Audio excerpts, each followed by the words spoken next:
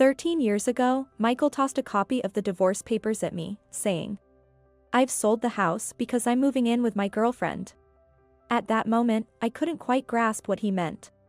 "So, Susan, since we're already divorced, just take James and get out," he declared. Those words have stayed with me ever since.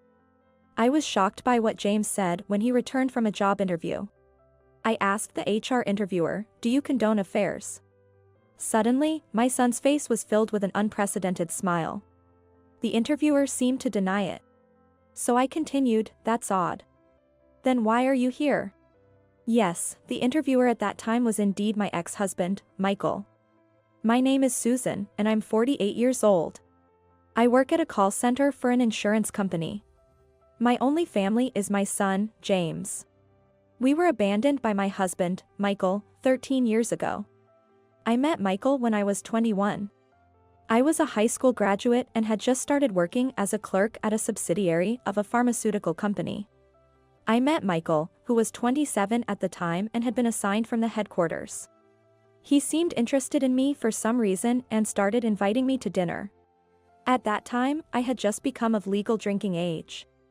I was definitely thrilled to be asked out by an elite from the headquarters. This continued several times, and we started dating. Eventually, I got pregnant.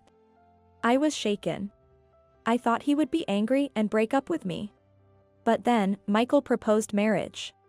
When we went to greet my parents, he even told my father, who was still alive at that time, "I will make your daughter happy." At that time, marriages due to pregnancy were not viewed very positively and were often referred to as shotgun weddings, so our ceremony was quite simple. Then, our son James was born. Around that time, Michael returned to work at the headquarters, and I followed him, becoming a stay-at-home mom. From then on, I devoted myself to taking care of the home. When James started elementary school, we bought a house with some help from Michael's parents. I thought I was living a happy life. But I was turning a blind eye to the fact that Michael was coming home less and less as James got older. Having married young, at 21, I had no idea what a normal marital life was like. I never questioned why I didn't know any of Michael's colleagues or superiors. Looking back, there were plenty of signs that could have led to divorce. And then, the day James turned 14 arrived. Michael left us with these words: "I've already filed for divorce and sold the house, so get out." From a happy 35-year-old stay-at-home mom, I suddenly became a single mother with a 14-year-old son. When I returned to my parents' house without any notice, my brother and his wife were cold towards me. By then, my father had passed away, and the house belonged to my brother and his wife.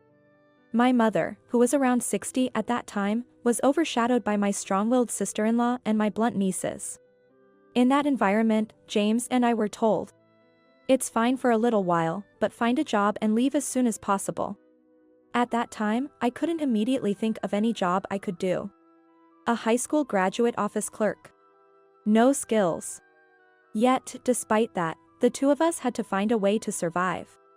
I scoured employment magazines, searching for a job that could support my growing son and me. Still, I was fortunate. James was 14 years old. Although it's said to be a difficult age, he was reasonably sensible. It was much better than being a mother with a baby. That's when I dove into a call center job at an insurance company. My office experience helped me with the phone handling. Initially, I was a contract employee. And after a few years, I managed to become a full-time employee. However, at first, I was completely exhausted every day by the unfamiliar world. But as I continued with this job, I realized something. I knew nothing at the time of my divorce. I was a high school graduate from a non-academically distinguished family. Even though it's not everything, my ignorance was one reason I ended up in financial trouble during the divorce. It was a divorce due to infidelity. I should have demanded child support from my husband, but the thought never occurred to me. Neither my mother nor my brother thought of it either. Well, my mother might have, but if my brother had any concern for me, he might have sought advice from someone, but he didn't. I realized I had been unfairly treated only after joining the insurance company and learning new things. But by then, it was too late. That's why I wanted my son to attend the highest level of schooling he desired. Wisdom and knowledge can save you. I didn't want him to end up like me.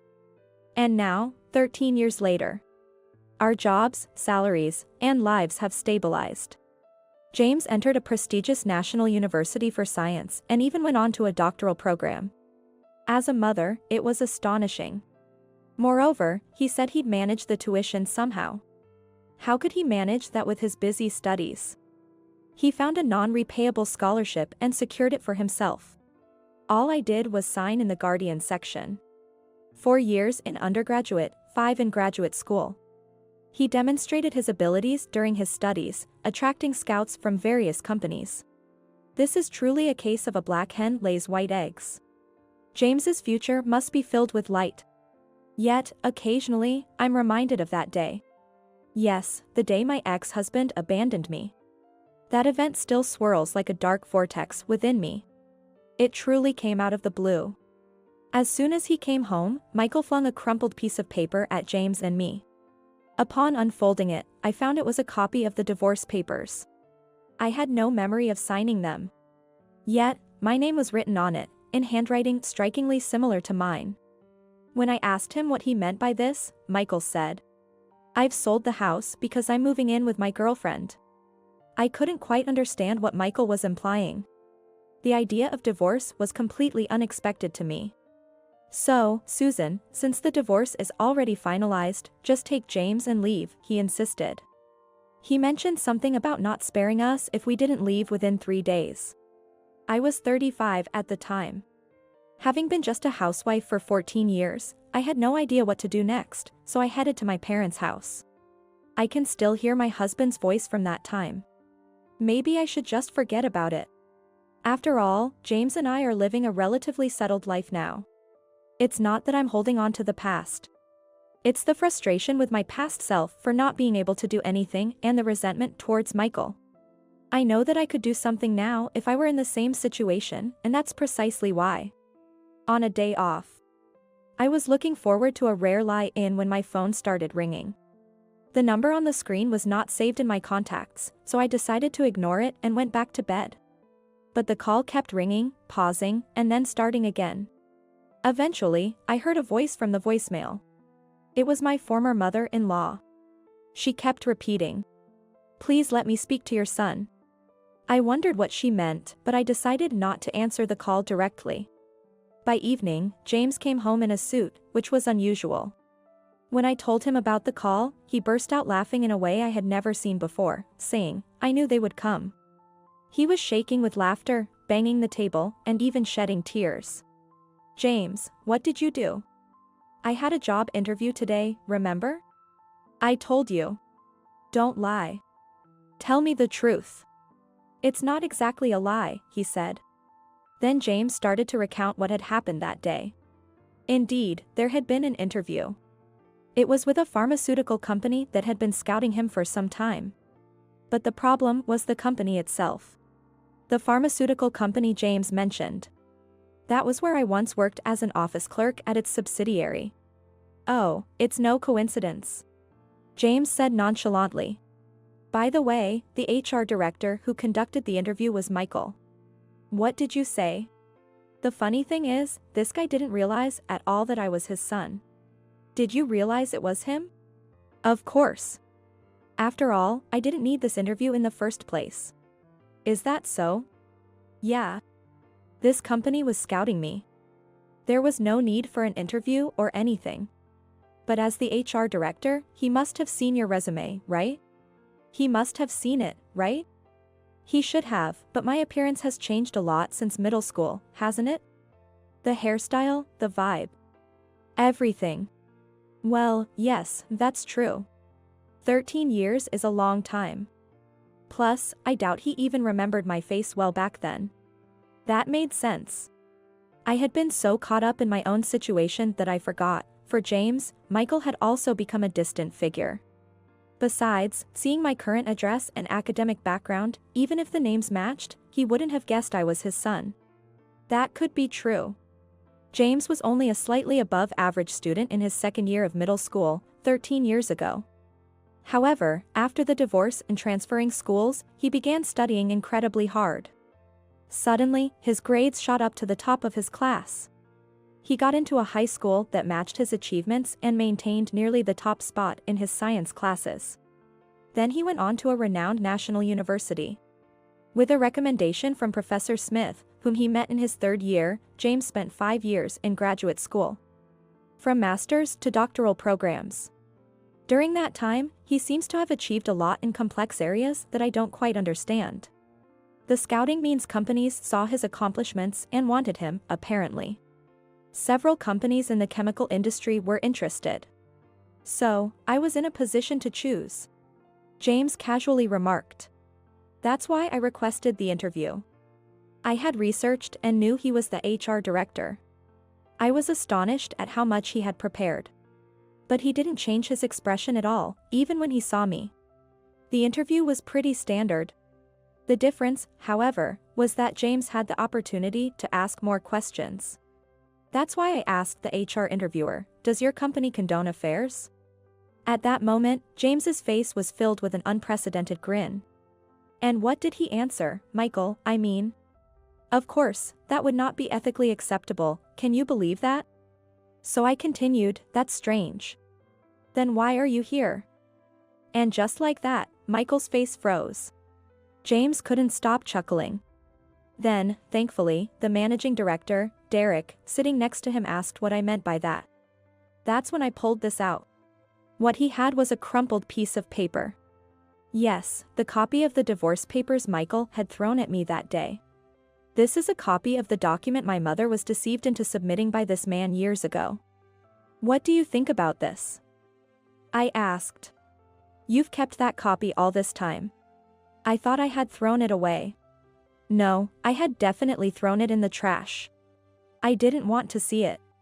I thought I had to throw everything away and leave. Yeah, I picked it up after you threw it away. That's why it's all wrinkled. I kept it in a clear file like this, thinking it should never be lost. Why did you? Because it's evidence of what he did to you and of forging an official document. It's not just that. There are various charges, like using a forged document. Besides, that divorce paper was invalid at the time. So if he married another woman, it would be bigamy. Bigamy?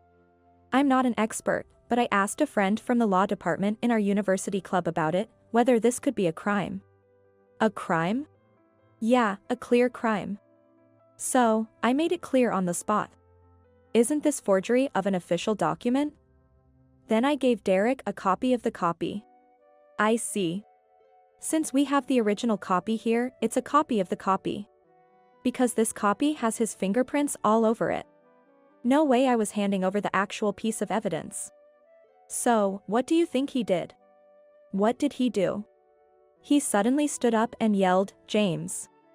Are you treating your own father like a criminal?" Then he turned to Derek, insisting that what I was saying was a complete lie, a misunderstanding. Huh? I couldn't help but feel amused. What was that man talking about? But credit to the executive, he seemed to understand what I was getting at. He turned the questioning on Michael. You know, there's always a power dynamic in companies, right? Michael was probably eyeing the executive position next. Derek seemed to be assessing the character. First, he had Michael leave the room, then turned to me and asked, "Did you request this interview not for employment but for this reason?" I did apologize, saying, "I am very grateful for the scouting from your company, and I do find it an attractive place. However, I wondered what it would mean if a company, which keeps such a person without questioning his ethics, were to employ me." So brazenly put. I was amazed at how smoothly he could say such things during an interview. Derek was really competent. Regardless of whether I would join or not, he thanked me for sharing. He mentioned remembering when Michael divorced and then remarried a much younger woman shortly after. Wondering why he would choose someone like that again. And he remembered you. Really? Yeah. You said our wedding was small, right? Derek was one of the few guests, as his boss at the time. I had no idea. But Michael had been telling people around him that he was the one cheated and just divorced. But Derek had wondered why he didn't take me with him. He even suspected from my photo and name that I might be the one. What? Taking advantage of the lack of knowledge you had back then, we were abandoned. I'm so sorry. I would definitely fight back with a lawyer now, but back then, It's okay. I know you were a full-time housewife all this time. Suddenly thrown out, having to work, and raising me to this point was hard enough. Hey, Mom, I barely remember him. He was always busy with work, or at least, that's what he claimed. Yes, Michael was hardly ever at home back then. Perhaps marrying me was a mistake for him in the first place. He rarely took me to his family's home. It was only during summer and Christmas, and even then, I was just stuck helping in the kitchen. And we always missed each other due to his work. He said we were buying a house, but he made all the decisions, and suddenly we were living there. I realized early in elementary school that our family was different from others. That's why I started to act out a bit in elementary school. What? You did? Yeah, had a bit of an early rebellious phase. So right after starting middle school, I started sensing another woman around him. You did. I didn't want to make you sad, so I didn't say anything. But I regretted not speaking up when he threw the divorce papers at you and told us to leave. His voice was strained. I had never heard James speak like that before. Mom, I decided then that I would acquire a weapon that no one could take away from me. A weapon? Something that made it so only I could do it. With that as my weapon, I thought I could someday confront him about what he did. Then James said, I feel bad for saying this, but I used your situation as a counterexample. A counterexample. Yes, maybe you're right. He easily discarded you, Mom, and no one could argue because you and your family lacked the knowledge to fight back. Honestly. I'm also angry at my uncle. You're not going to confront him, are you? No, that'd be too much trouble. But even if I do well and rise in a good company, I'll never associate with them again. Oh, except for Grandma. Is that so? I felt a bit relieved. Yeah. Because Grandma told me all she could remember about what happened back then and kept apologizing and crying. When did she tell you this? After I started university. My cousins from my uncle's side were flirting because I was a university student, which was creepy. I couldn't believe my nieces had acted like that. Hey, Mom, maybe we should take Grandma in, don't you think? What? She's always been sorry towards you. And it's painful to see her holding back because of my aunt and them. Thank you. After we finished talking, I mentioned something that had been bothering me. By the way, I've been getting a lot of calls from unknown numbers recently. Just show me, he took my phone. Ah, this. It's his family's number. Derek told me about it. James spat out disdainfully. Then he pressed the call button, switching to speaker mode. Hello? Hello, is that you, James? The voice from the other side was my former mother-in-law's.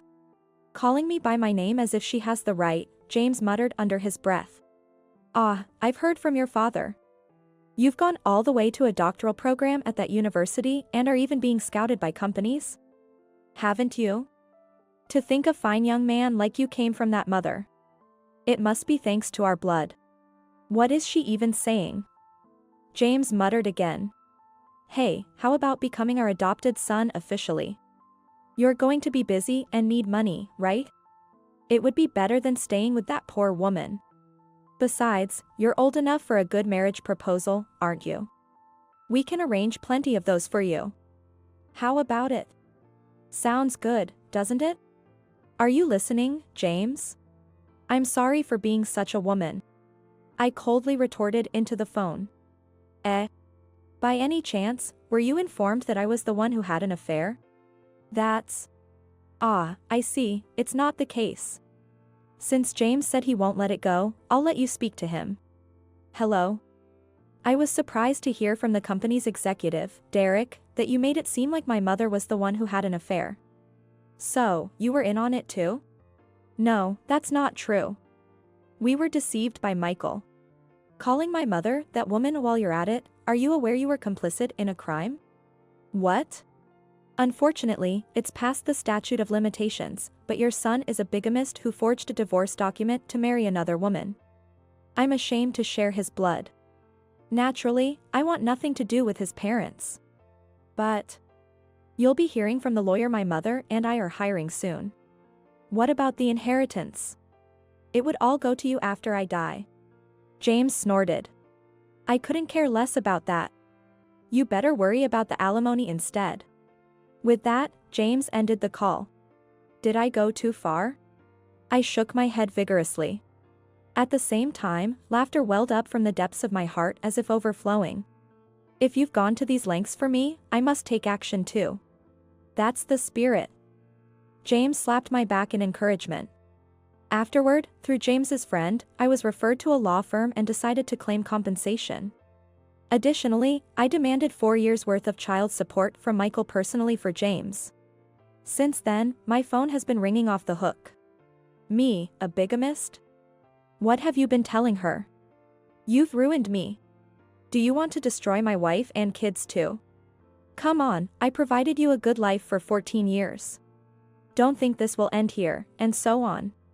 So, I sent back just one reply. Then why don't you just sell the current house? And so, I changed my phone number. As for the outcome, Michael, who faced a combined assault from James and me, ended up paying compensation, was ousted from his HR director position, and was demoted to a deputy factory manager at a distant factory. This information came from Derek, whom we met again.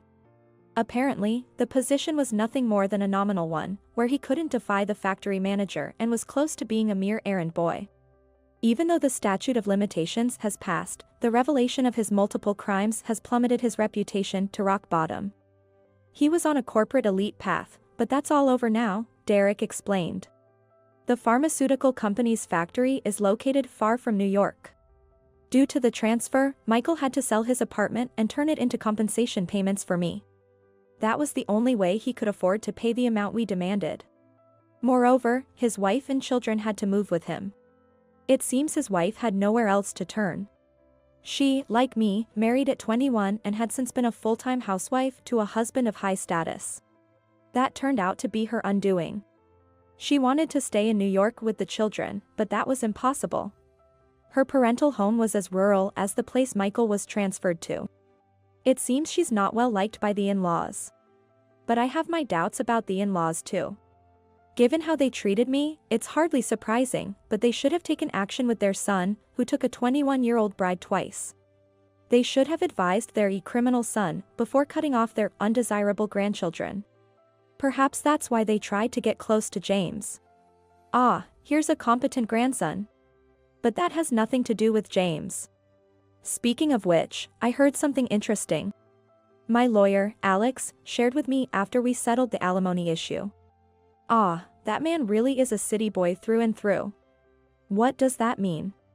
The place he's transferred to requires a car. I clapped my hands in realization. Trying to get a driver's license at over 50, both he and his wife are struggling at the driving school. His wife too. Well, without a car, you can't really live there. For taking the kids to and from school, shopping, and even part-time jobs in such rural areas won't hire you without transportation. I laughed at the thought. By the way, I have a driver's license. My mother insisted I get it, even going so far as to lend me the money for it. It was the right decision. Just hearing about their plight is amusing. Prideful former elite, over 50. May you learn the fear of obtaining a license while being scolded by driving instructors, all the while being bogged down by menial tasks every day. And the following year, James joined a research institute at another company, immersing himself in his own research and seeming genuinely happy every day. Our revenge was over. Now it's time to enjoy myself, my real youth starts now, he said. Well, that leaves the question of when he'll find someone special and settle down. Well, marrying early isn't always the best thing, right? My mother, who had moved in with us, mused thoughtfully. Exactly. I hope James takes his time to find the right partner, someone who truly suits him. With James's new job, we rented a slightly larger apartment somewhere in the middle of our workplaces and moved in. For a while, we three want to spend these newly peaceful days in calm contentment.